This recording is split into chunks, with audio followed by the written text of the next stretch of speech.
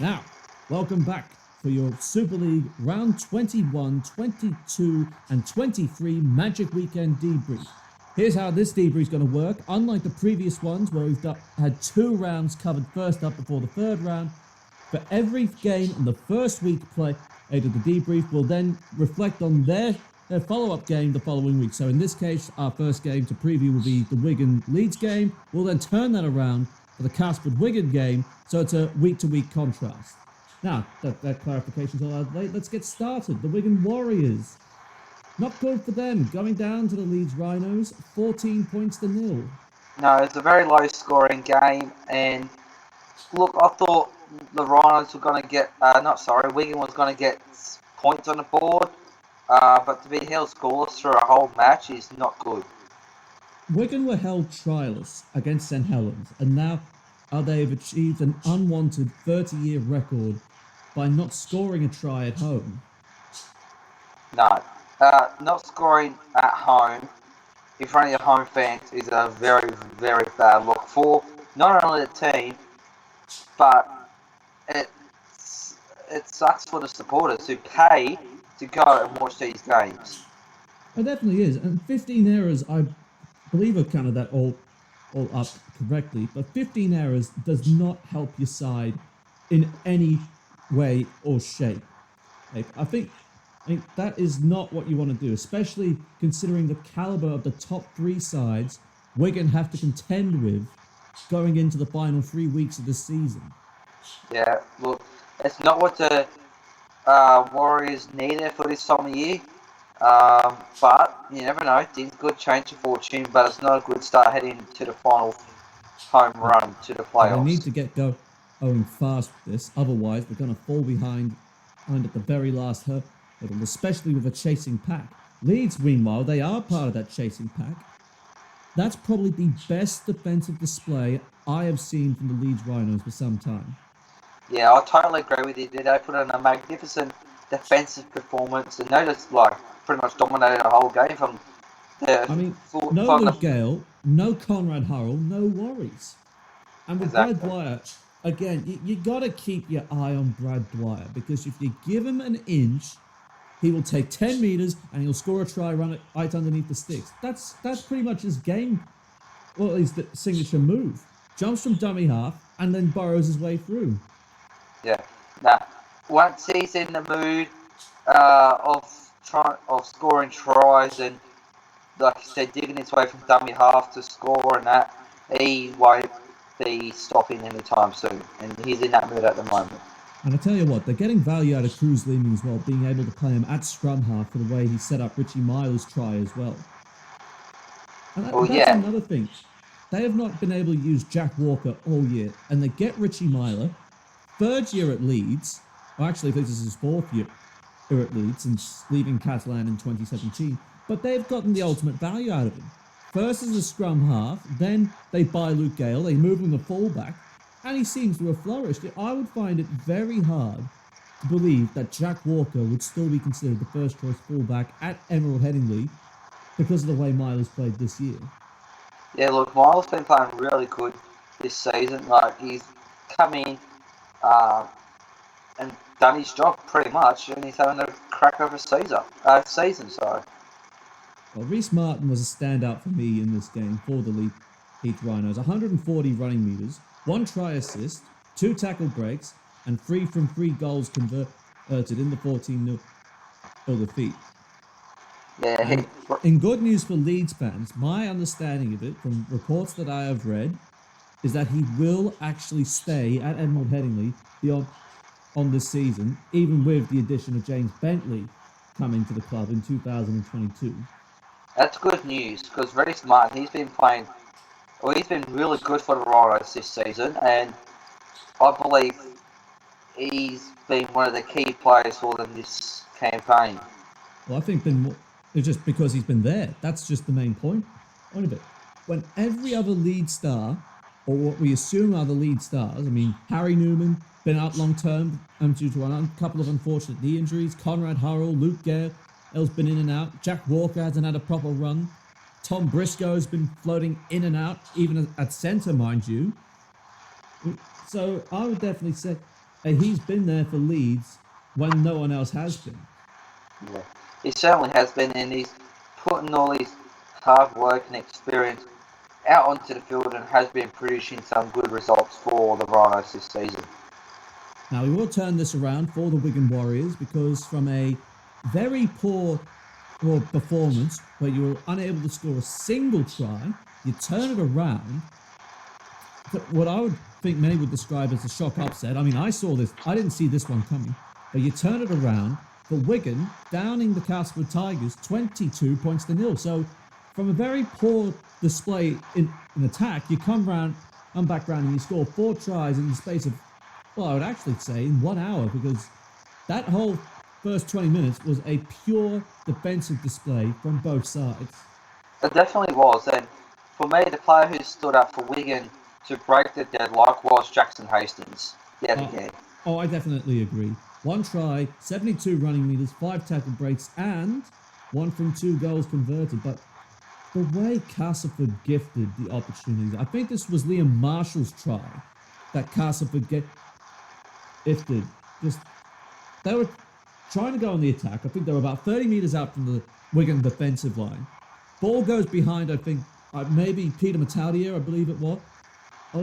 Liam Marshall scoops it up from nowhere and he takes off, or I might be confusing it with Jackson Hastings' try. No, Liam Marshall did go the length of the field after Castleford spilt the ball at the back. So, yeah, no, you were right. And then they finished it off with Brad Singleton crashing his way underneath the sticks for the final try of the night. And I think Castleford, they should be upset by the way they were held out by this Wigan Warriors defence, because they were looking at them probably 4 days prior and they're thinking, oh, Wigan just got hit with the worst 30-year record they've ever suffered. We're still in the hunt for a top 6 berth. We can take these blokes. And then it's just like, nope. All talk outside the field, off the field, but on the field, nothing. I mean, they got stunned. They were on a 4-game winning run. 4 of the last 5 games, they had one, including knocking off St. Helens. And they've just let Wigan, who are been up and down. I will say Wigan have been more down than up this season. Considering you look at the records of the top 3, Catalan 18-2, St. Helens 15-3, Warrington 12-5-1, and when you factor in the draw as well. So when you look at that, when you got 4 times the amount of losses, as the league leaders do, and triple the amount of losses that the reigning champions have, where do you see yourselves in that pecking order? Well, they're somehow still, they're 4th at the moment, Wigan, but they're still somehow there. Castleford, they're in 6th at the moment, but not by much though. Not by much indeed, and still with the chasing Hull FC and Hull Kingston Rovers, if either one of them manages to go on a bit of a run, and given the way that the table and the points percentage is sent up, Castleford need to get a win soon, or convincing performance within these last 3 weeks, just to try and cement their place in the top 6. Well, not even one performance. The remaining 3 performances are really into. Well, they run home. They got Salford at the Magic Weekend. They got Hull Kingston Rovers the following Monday on the 12th, or the 13th here because they're always at 2 o'clock in the morning. And they got to play Warrington in the final game of the season back at the Jungle. So they got one of the top 3 they got to play. Hull Kingston Rovers are in the chasing pack alongside them, and the Salford side, which the second worst performing side this season. Well, yeah, but they can spread an upset every now and again. Well, it seems that way indeed. But you never know. As for Wigan, I think that's the same story for Wigan, but they got a much harder run home. Warrington at the Magic Weekend, then they're going to travel to the MKM to face Hull FC before facing the Catalan Dragons in the final or regular season game. So they need to jag a win against Warrington or Hull if they want to keep their playoff hopes alive. Yeah, Wigan have got a very tough run home compared to Castleford, I believe. So, yeah, Wigan definitely need to be more desperate to have a win more than Castleford, I reckon, especially with two tough teams in Warrington and Catalan. And that's a perfect segue into the Next game to discuss in our 21-22 contra, as for this part of the debrief, the Catalan Dragons downing the Salford Red Devils 42 points to 14. Yeah, I knew this one was going to happen. We both knew that Catalans are going to absolutely destroy Salford. I was not convinced about Salford heading into this game, especially with the way, of course, the Catalan Dragons have really been the gold standard in terms of title contender. And yet the slow start Salford had, giving up 3 tries early on, that's not good. No, it's not, but especially against the dominating team of the league this season, you think that Salford would have learned from watching Catalan's performances throughout the year that they start fast, so we might try to do the same. But that ultimately did not happen, and they paid the price at full time.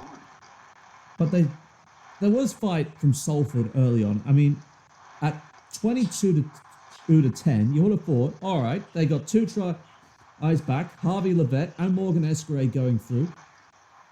Oh, now you're thinking, there could be a chance here. Yeah, you could have thought From that, the moment Catalan copped a yellow card, and they get the penalty later on, they were just once again, they were in complete control of this game. Never once troubled by the Catalan side. I mean, you had Sam Cassiano crashing his way through the line of all men. That's the last person you want to have crashing your way through the line. But with his size and close to the with close range, well, it's going to be very, very hard to stop him from scoring, and that showed. Like with Castellano's size, it was going to be very hard. It's just the momentum swings. The moment Catalan conceded that, or awarded that penalty, I should say, to go 24-10 in front, they didn't look back. They controlled that game perfectly, and they made the Salford defense pay. And I got to say, Tom Davies, he's got to be amongst the most competitive wingers at the moment, going for that top try score at the moment, with the way every top winger is going. But another try, 173 running meters and 3 tackle breaks. Another stand-up performance for the Catalan Flyer. Yeah, he definitely had another brilliant performance, Tom Davies. He's been one of the best for Catalans this year, along with multiple other players. And the faith that they still have in players like Jordan Desaria and Joe Chan, giving them their opportunity. With the growth of French Rugby League and the promises that the future holds for them, imagine they actually make it to Old Trafford this year. And to proudly say that the majority of your 17-man squad were players born and bred French Rugby League players. That'd be an amazing success story. Never mind a St. Helens three-peat. Catalan's first Super League title. The first French team in British Rugby League history to claim the major prize. No, it'll be a very, very good story. Brilliant story for not only France as a nation, but like the team being the first, basically rewriting the Super League history books. Well, they'll be writing a new chapter. I mean, the second French team in Super League after the failed experiment with Paris Saint-Germain. They came through in 2006. They beat the Wigan Warriors first up. They've had famous names like Stacey Jones and Steve Beaver Menzies in the past. And now, under Steve McNamara, and with the recruits like James Maloney, Josh Drinkwater, as well as adding players like Arthur Morgue, Mathieu Laguerre, Corentin Lecam, Jordan Desaria, Joe Chan, French players giving them their start in the top flight. I think France will be a powerhouse within 10 years if they continue on this trajectory. And if Toulouse get into Super League, well, I think we all know where the French will stand on the world stage. Well, yeah, no wonder France have got the rights to host the 2025 Rugby League World Cup. So they're definitely onto something, the French. As for Salford, meanwhile, well, there's elements of frustration when you get walloped 42-14, and then, ironically enough, you find yourself on the reverse score just only days later. Salford turning things around and downing Hull FC 42-14. Now, Yeah, can you no. tell me what happened here? Well, I honestly don't know, and I wasn't expecting Salford to beat Hull SC, who are more in the top 6 playoff spot than what the Salford Red Devils are. I was not expecting that. But Well, I Ken think, Sayo, he had a ripper of a game. oh, I gotta agree. 4 tries, 229 running meters, and 6 tackle breaks all up as Salford's right edge just exploded. Just exploded. And I think this has to go back to Hull FC and the energy out of the Derby game they had with Hull Kingston Rovers has hurt them greatly. They went down narrowly to Castleford. Well, they let that game get away from them, to be fair. Castleford got lucky at the back. Again, but they let all that energy from the whole Derby 3 weeks ago, took it out of them. A fortnight ago, I should say. Yes. That point still stands. They haven't recovered. And losing Josh Reynolds and losing Joe Cater, your marquee signing for 2021, and one of the most underrated loose forwards you have at your club,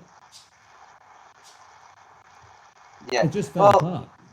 Well, like I said, with Salford going down on Catlands, they obviously couldn't beat them, but then they can spread an upset and win against Hull FC. Like I said, I wouldn't have expected the Red Devils to beat Hull FC, but they somehow managed to do it a couple of days later and backing up again on their home turf at the AJ Bell. Yeah, I just think there would be an element of frustration to what's going on for Richard Marshall this year. He's now starting to recruit, sort of. I mean, Brodie Croft, I think a lot of people would have questions about whether this is the right move to bring Brodie Croft in. And considering the word is that Lolohea will be leaving for Huddersfield, I think he hasn't been performing well for Salford for 2 seasons, so I think about time they cut him loose.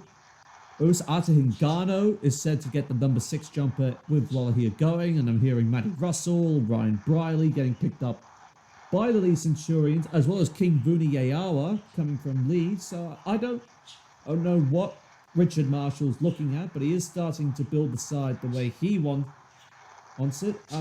But as for Hull, I don't know how you could go off and lose that game. Well, exactly. Like, considering Hull's performance the week before, they It was competitive at half time. I'm sorry for cutting in, but it was competitive at half time at 12 points to 8, and then you just let it go. I don't understand how you could let that game go.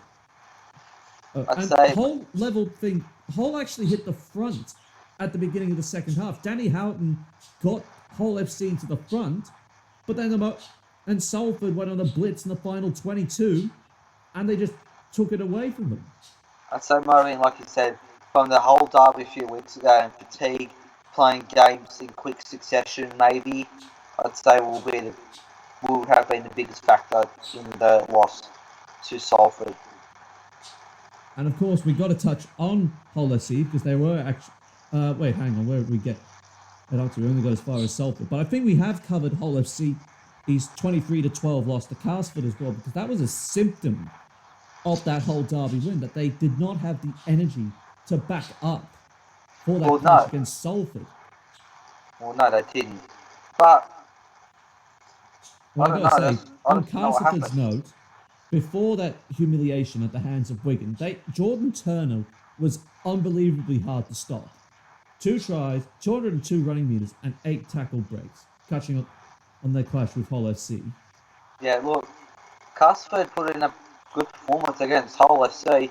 I don't know, that game could have cost Hull FC the chance to play in the playoffs, because they're right next to each other on the ladder, and obviously Castleford's in front, but that could be the game that could have ended Hull FC's playoffs chances.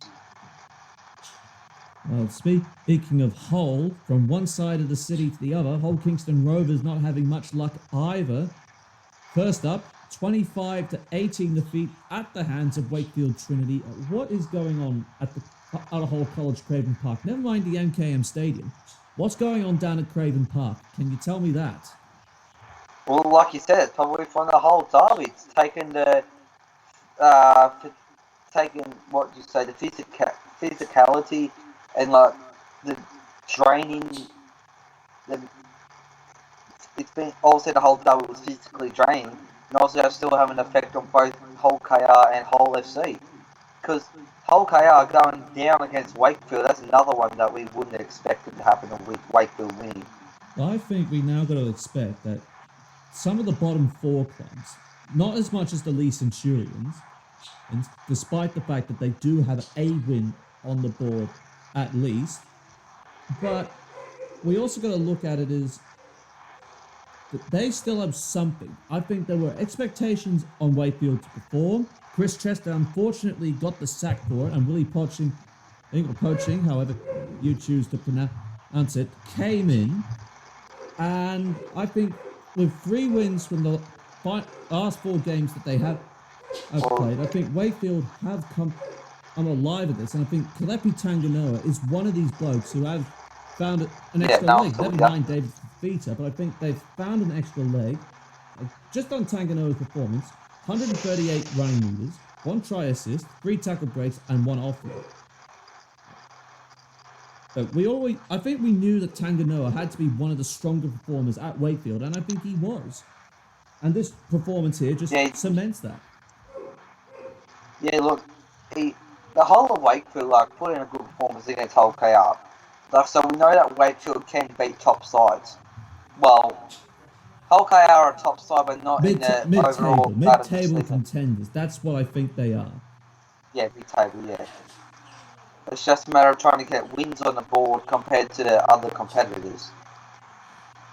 They were able to. I think they were able to hold off Hull KR long enough, and I think Jacob Miller's dropped goal when all was said and done, they held on for that win. And I say, well, credit to Wakefield. I mean, they're having a hard time at the moment, but they're starting to find something just at the back end to give their fans and their supporter base a little bit of hope heading into 2022. And I mean, it's been a little bit patchy for Wakefield, not going to lie whatsoever. Well, put it this way, Wakefield and Huddersfield are both on 7 wins, 14 losses, and the win percentage is exactly the same at 33.33%. So it's really, really close for ninth spot on the ladder. But you never know who's going to come out on top. And as if things couldn't get bad enough for the Robins, they went down again, this time to the Huddersfield Giants as they went down 40 points to 28 in a high-scoring affair. Yeah, look, it was a very high-scoring affair. Look, who knows? I'm going to say it again. I wasn't expecting Huddersfield to win this match against Hull KR because Huddersfield have been very inconsistent all season.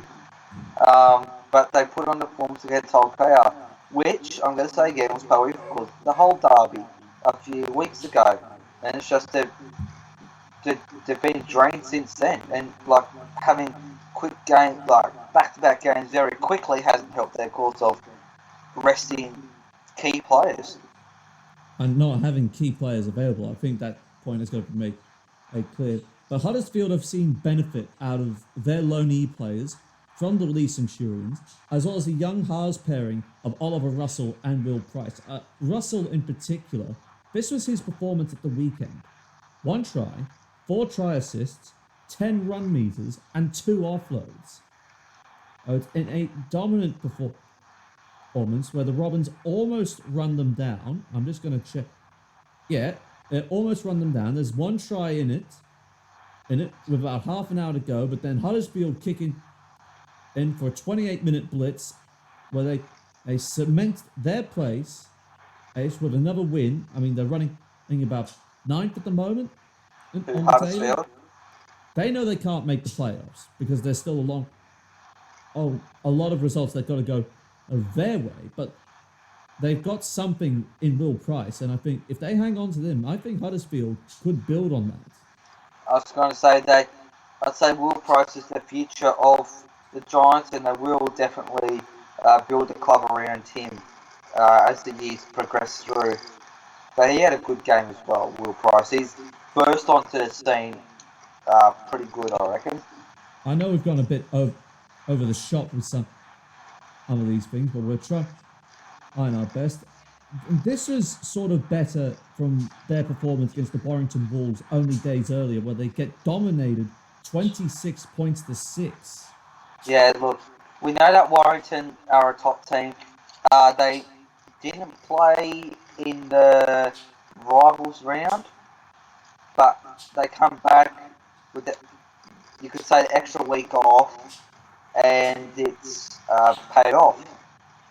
It definitely has paid off. I think a telling moment was when Gareth Woodard found space early, and he just went on a long range attacking run, and that produced results. Well, For Jake Mamo once again, and I mean, I know he bagged 2 tries, but Willett, you cannot underestimate Gareth Willard's performance in this Warrington side. 119 running moves, 2 try assists, 3 tackle breaks, and 1 offload as the Warrington right edge. I think this was mainly down to the influence of Jake Mamo as well, including George Williams coming in. And they were able to hang on against Huddersfield very swimmingly. Well, look, the result would have been a lot worse for Huddersfield, but only go down by 20 is not a bad performance against a top side like Warrington, though. Like, Mind you, it could have actually been a lot worse. Definitely. But Warrington might have eased their way back into it after not playing since round 19, because they didn't play a rivals round, so yeah. But you had to give credit where credit's due, and Warrington were the better team on the day, and like you said, Marbo had a brilliant game. It's just unfortunate for Warrington because we all know what's going to come next, and that was their home clash against St Helens. George Williams' first Warrington home game since joining the club, because he's played in a whole series of away games, and Warrington home games ended up getting postponed, which will not be recovered at all. So this was the first time he has played a home match all year here at Warrington. And despite having a good display, bagging a try and setting up another one for Ben Curry in a very competitive game against the Saints, St Helens just found another gear. Well, okay, St Helens got payback from when Warrington beat them earlier at Totally Wicked Stadium. This was the get square for get squares. Yeah.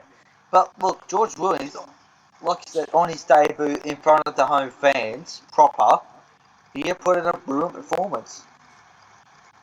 Especially scoring that try. What a good way to... I just saw it the moment he dummied and run, I'm just like thinking, does he even have the legs to get there?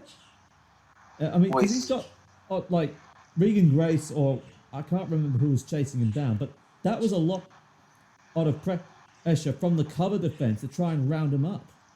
And I think George Williams just had enough speed just to get there. If it was an extra maybe 30 minutes, he might have got caught. But he got there in the end, and like I was just about to say, a good way to make your debut in front of your home fans. But I will say, I saw this try, and we alluded to it just yesterday, I should say. But Mark Percival kick-started the second half for Saints. How bloody crazy was that try? 4 Warrington defenders that he beats to score. I mean, we know he's pretty strong. Well, deceptively, he's very strong. And he just absolutely tore the Warrington defence to shreds. Yeah, when I saw the try, I thought, does he even have the legs to get there? Like, similar to George Williams' try. But he had the legs and got there. But like you said, he had a lot of 4 Wolves players hunting him down. Yeah, and fast, once again, Jack Wellesby, just proving his versatility. You ask him to play fullback? Sure, he'll play fullback. Put him on the wing, put him at centre. You can play him at standoff, and this is what he's done. 51 running meters, 2 try assists, and going for a mountain of work in defence with 25 tackles in 18 minutes. Yeah, brilliant performance there to Jack Wellesby. He shows that wherever you put him on the field, he'll do the job for the team. I just find it a bit unfortunate that game was marred some would say it was marred at the 80th minute as Gareth Widdop and James Bentley decided to drop the ball and just start swinging. Yeah, look, Just that was sparking it all in. unnecessary. Very unnecessary indeed. That might have been because of frustration. You just never know. Well, I mean, that's just one way to end the game, but it's not the best way to end. And the best way would have been like a flurry of tries or try and force a golden point extra time. Not that most people seem to mind about that.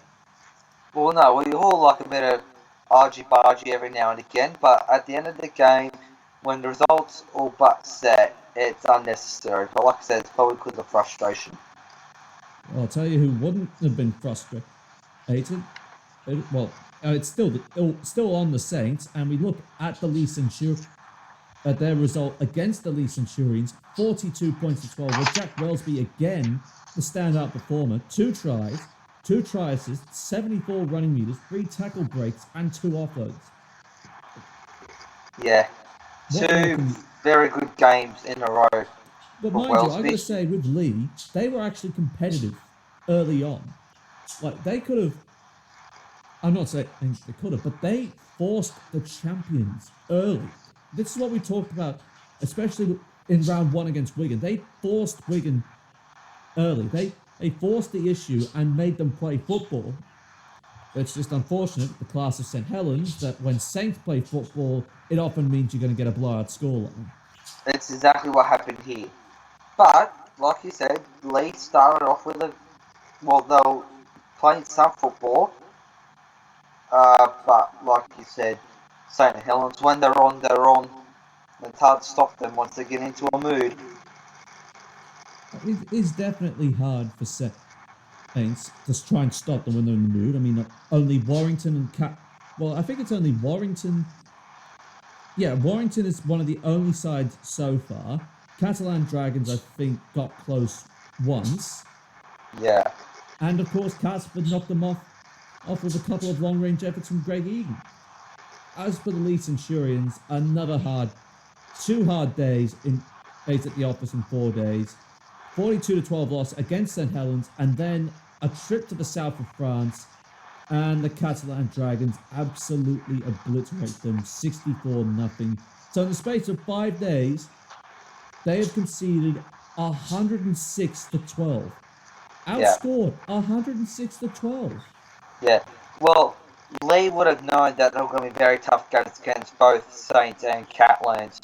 Although the Catalans game was a lot worse than what it was against the Saints.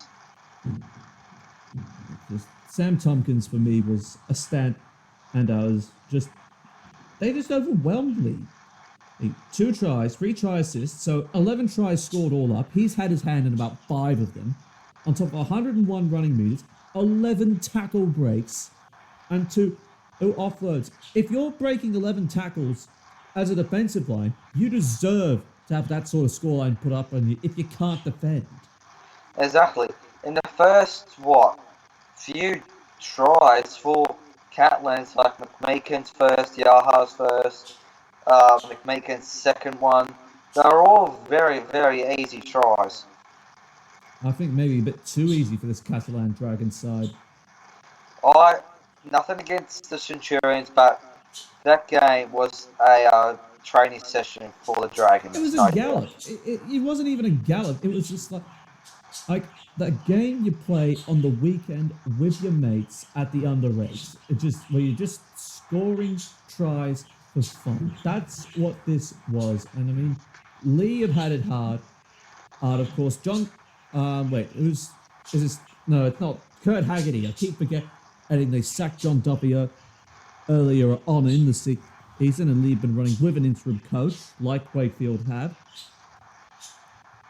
It's unfortunate, but I think this was all we saw coming, and considering that there are going to be no catch-up games played after round 25, mathematically, the Lee Centurions will be relegated at the end of the season, with the championship's top 6, not top 5, but the top 6 sides from the Betfred Championship fighting it out for the final berth in Super League for 2022. Now, but we all knew that the Centurions were going to be hard this season because they did get drafted in very late with the expense of the Wolfpack.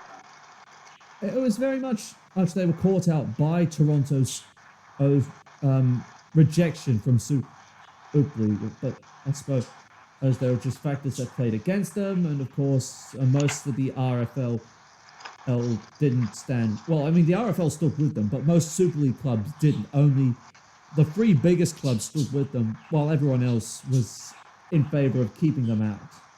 Yeah. And finally, I think we got to get back onto Wakefield because we sort of went a little bit all over the place. Ace with into the way we had this arranged. Not very well, but we did try to make the point. Wakefield at last, us getting back to them, a 20-13 victory over the Leeds Rhinos. Yeah, look, that was another unexpected result as well. So, over the course of rounds 21 and 22, there was very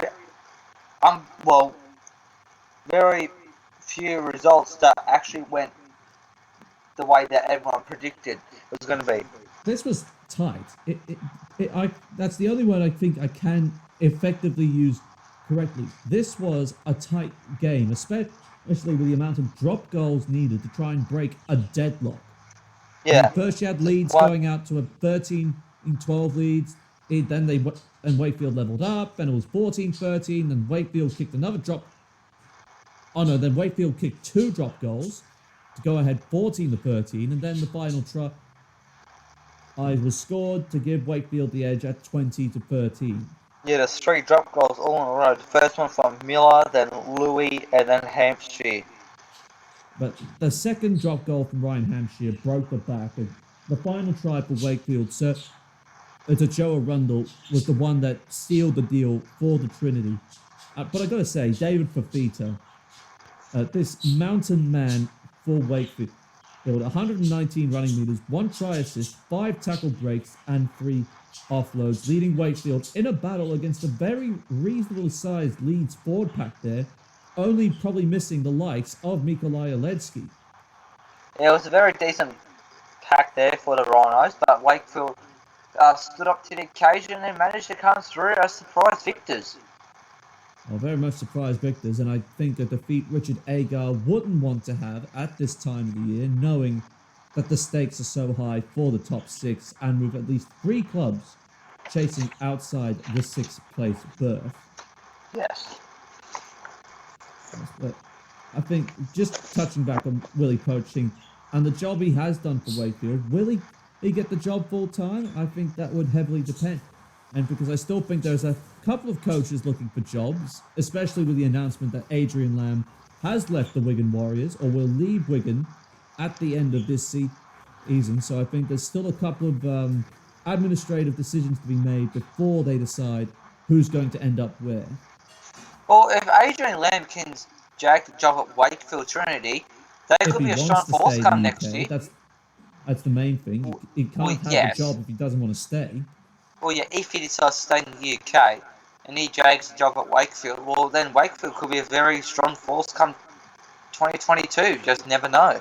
Well, it would heavily depend on how Wakefield recruit, and you still got to factor in all the top sides in front of them at the moment, which is, considering that they said 10th on the table, there's about 8 sides, well 9 if you count Huddersfield, but 8 contenders that you've got to contend with that have all been in the top 6 at various stages. True. But more on that later. Now, sorry for that part being a little bit chaotic. I thought we'd try it a little bit different. If you like it, leave a comment down below to say otherwise. As moving on, the Magic Weekend did not get played last year, of course, due to the health crisis in the UK with the pandemic, but that's not exclusive to them. But it is back this year at St James Park in Newcastle, and our first part of day 1 sees the Castleford Tigers go up against Salford. Yeah, look, you don't know what's going to happen with both these 2 sides based on the current form over the last 2 games. Well, Liam Watts will not be there for the Castleford Tigers, so their forward pack loses a bit of punch and experience there, and there are a lot of questions of whether Paul McShane and how long he will remain out after going down in the win against Hull FC. well, he's also going to be definitely out for this upcoming match, which is We don't unfortunate. know who's once again. We're recording at a time when the squads haven't been announced yet, even though that most of the time they do get announced on a Thursday or Wednesday after we do. But we really don't know who's going to be playing until we actually watch the games if we get the chance. Well, yeah, that's very true. But you just don't know what's going to happen, like I said. Both these teams have been inconsistent all season long. Salford's coming off a win and a loss, and Castleford are coming off, I think, 2 wins. Well, Castleford's coming off that loss to Wigan that Oh, they sorry. should have easily won. Salford, meanwhile, I'll have had a bit more luck. So Well, they're both coming Salford off have a had a win. bit more of the rub of the green on So this they're front, both- but they have had reasonable performances in the back couple of games. So in the last 2 matches, they've both had a win and a loss each. So it's very, very even. Based on rounds 21 and rounds 22 and round 22, they're both coming into this match even. It's just a matter of who wants to get the chocolates more. While Salford have got nothing to play for, Castleford have everything to play for with a top 6 spot on the line. I think we got to look at how that left edge is functioning. I think that even though that Michael Shenton is back, I think Jordan Turner and Greg Eden were an effective centre wing combination running around for Castleford, and I think if Darryl Powell, excuse me, I think the last time we got to keep in mind the last time they met, Castleford have run out practically a reserve grade lineup against Salford. So this time they go up against each other again, but they got to contend with the full strength Tigers, even though that there will be no Paul McShane or Liam Watts for this game, on top of not having Jake Truman for the majority of the season. Well, that's true, because last time we know all what happened there. Salford absolutely destroyed Castleford. But without Watts, Truman, and McShane, well, it still may favour Salford a little bit. I think it slightly evens the playing field for Richard Marshall's side, but I still think Castleford still have a lot of class about them, and they need to try and stop Jordan Turner because he's just gone full beast mode within these last couple of weeks. I'm going to go for Castleford in a 1-12 margin. I'm going to go the opposite. I know, like you said, it's a very even playing field with, like you said, Truman, McShane, and Watts out for the Castleford side. I'm going to say Salford 1-12. It's going to be a very close match indeed. Well, a curtain raiser for day 1 of the Magic Weekend for the main course. And that main course, a top 2 showdown between St. Helens and the Catalan Dragons. Oh, how much more mouthwatering can you get than the middle game on day 1? It's going to be an absolute blockbuster, and I say that's why the organisers of the fixture put this game ahead in Magic Weekend. It was prearranged ahead of time. Of course, Saints finishing in second and the Catalan Dragons finishing 4th and making it into the semi-finals. And of course, they met earlier on in the season when the Saints absolutely obliterated them. I don't know, though. I think the way... I mean, we can't really use the Lee Centurions as a marker to where Catalan currently sit at the moment, but over the course of the year, Catalan have been outstanding to watch. And they have been on. And look, Catalan, they've been down by a fair bit sometimes throughout the season, and then they've come back through in won matches. So it proves that whatever gets thrown at them, they can come back through and win the match. Both sides are on a 3-game winning run coming into this clash. So that makes it even more mouth-watering. It'll be St. Helens' job, because I don't know if they can...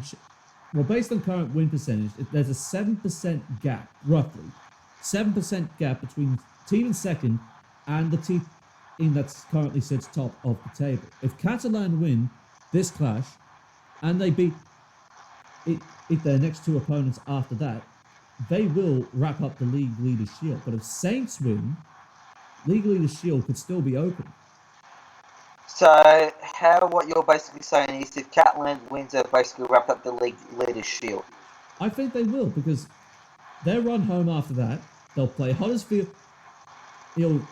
next week, and then final game, I'll bring up the final game now, as I've been doing with half of the things that we have been talking about, just to make sure we're not blowing smoke out of our ass.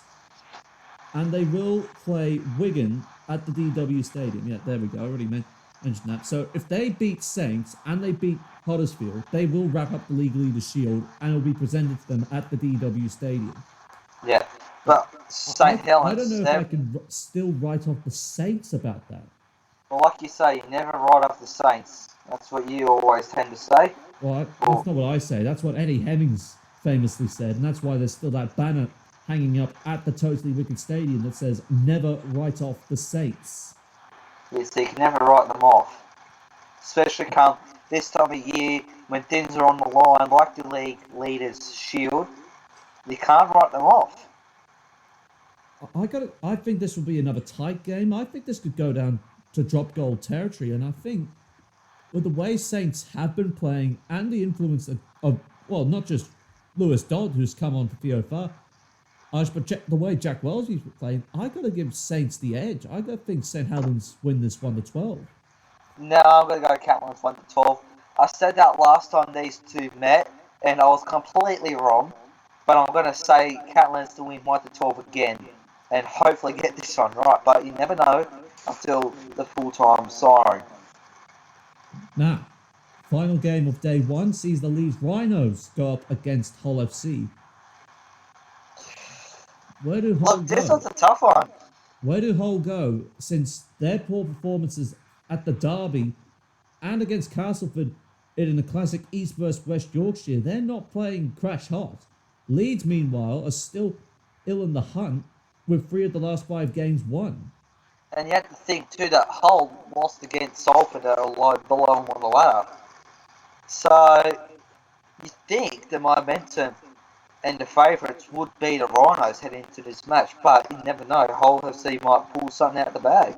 I got more confidence at this point, even though Leeds went down to Wakefield themselves. I got more confidence in Leeds putting in a good performance, and even with Jake Connor fully fit, I don't think Hull have got the energy left. I think they're practically close to burnt out at this stage, that they were able to hang on to the top 6 for so long and then to now slip away at the completely wrong time. I think Leeds put on a 13-plus display here. I think through the middle of the field, Leeds will have that edge, and with Myler and with Cruz leaving, I think they'll go on with it. I'm gonna say Leeds as well, but in the 1-12 margin. I reckon they have the better momentum coming into the match than what Hull FC have gotten. But like I said, Hull FC might put up a good performance. They might have, not purposely lost, but saved a little bit of energy over the last few matches for the last 3 for the run home. But yeah, final tip is Leeds 1-12. And for day 2, the first game sees the Huddersfield Giants up against Wakefield Trinity. Now, this is interesting. Both coming off early performances against top 6 contenders. How do we see this one playing out? Look, both teams, like I have said previously, have been inconsistent all year. Huddersfield, they're in the fight of making top 6, while Trinity aren't. I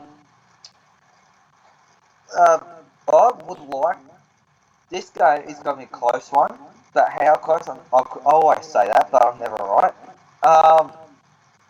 Who knows? But I see this one in slightly in favour of Wakefield. So you're going to go with Trinity to make it 4 from 5 on the Willie poaching. Yep, in the 1-12 margin too. I think it'll be close. I think Wakefield has still got something to offer, but I think the way Huddersfield have got, and especially with that forward pack, where you got Josh Jones on an edge, you got Matty English through the middle, and then you got excuse me, the way Nathan Peets has played since moving from Lee, I got to give the edge to Huddersfield. I think the three of them and that laying the platform for Will Price and for Sam Wood, or Oliver Russell, sorry, I got to give them 1-12 margin here. It's going to be an interesting match indeed.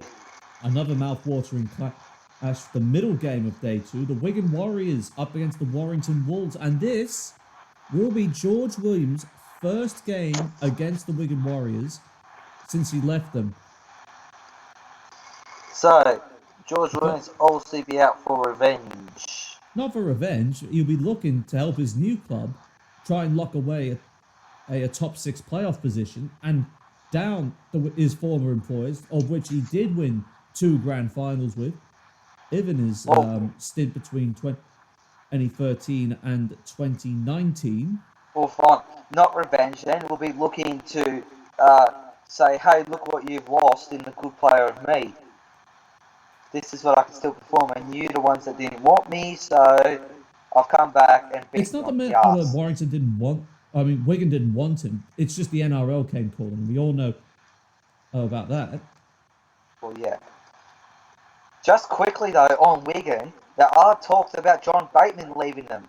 I saw those reports, but he's come out and he's torpedoed them as being, just basically said 100% committed to Wigan. That's what I thought. Like, when I first saw it, I thought, oh yeah, that's just media speculation. It's Australian media speculation. That's what it is. I mean, it doesn't matter if it's Channel 9 or if it's News Corp, if they say anything about an Englishman playing in the Betfred Super League that they think should be playing in the NRL, they'll just come up with a story about it. And it's just left to the fans and the British sources to say, what the hell are these blokes even talking about? But it would be a bit odd too if John Bateman, if he did come back, leave the Raiders this season, go back over there for like not even a full season, then come back over here in Australia. That would have been something would have been a bit fishy and a bit unfair to Wigan. So if he's come out and officially said that he's staying with Wigan, a good call. I think Wigan have been unconvincing against the top sides, and their defensive record has demonstrated it. And when I mean defensive record, I mean complete domination against the top 3 sides. I think that trend continues. I think Warrington run away with this 13+. I'm going to say Warrington as well, and 13+, just pretty much the same reason as what you've mentioned. Wigan haven't been playing that well against top sides as of late. Of course, Warrington do have to play this match without Tom Lynham after being handed a 2-match ban, but of course, the likes of Matty Ashton and Josh Fewless, I think that won't be much of a problem for Steve Price. And finally, the wrap-up of the entire Magic weekend, the Lee Centurions up against Hull Kingston Rovers. I think we all know there is only one way this game will go. Lee Centurions by 1-12. What? No, I'm joking. Hull KR 13+. I was about to say, you bloody wanker. Hey, Lee, I know this is Salford and Lee are closer to Salford than what they had to Hull KR, but that still wasn't an expected result. And it is Magic weekend, so anything can happen. You think magic can happen? All I can think of is Ryan Hall scoring a hat-trick. But yeah, in all honesty, it'll be Hull KR absolutely dominating the Centurions 13+. There's no other way to put it. It's a Hull KR 13+ win, and I will stand by that prediction that Ryan Hall will score a hat-trick. Alright, you're going to say Ryan Hall will score a hat-trick. I'm going to say Ryan Hall will score one better and say 4. You're going 4 tries? Yeah. Feeling confident, are you? Well, you're probably got a more realistic tip with Ryan Hall than what I have, but you never know. He might come out and get 5 or 6 tries. You never know. Never know, indeed.